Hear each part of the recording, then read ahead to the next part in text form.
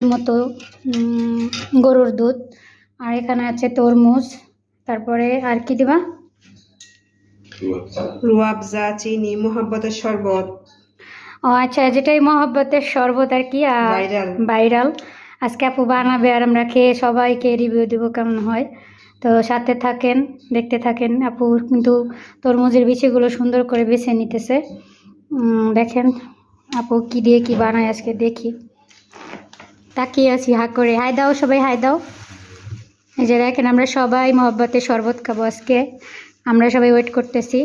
এই যে দেখেন এটা নিচ্ছে কি রুয়াবজা, চিনি দিছে, আর এই হচ্ছে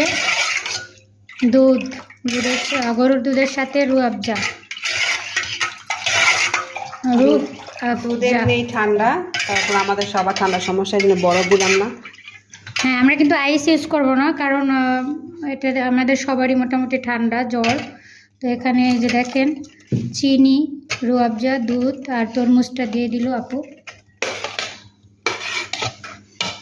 দেখেন তো ভাইরাল শরবত আজকে আমরাও খাবো নাকি?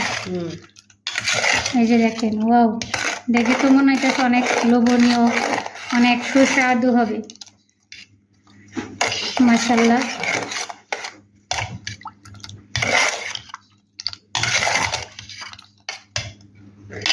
এই আমাদের মোহাব্বতের শরবত হয়ে গেছে।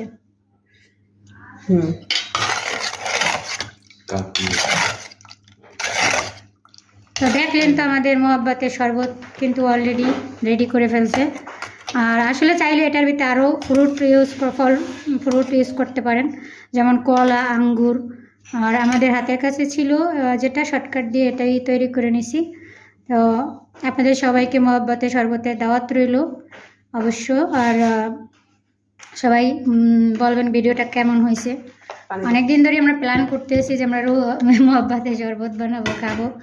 তো আজকে ভাইরাল শরবত আমরাও করে ফেললাম। যাই হোক, কেমন লাগলো ভিডিওটা অবশ্যই জানাবেন। আর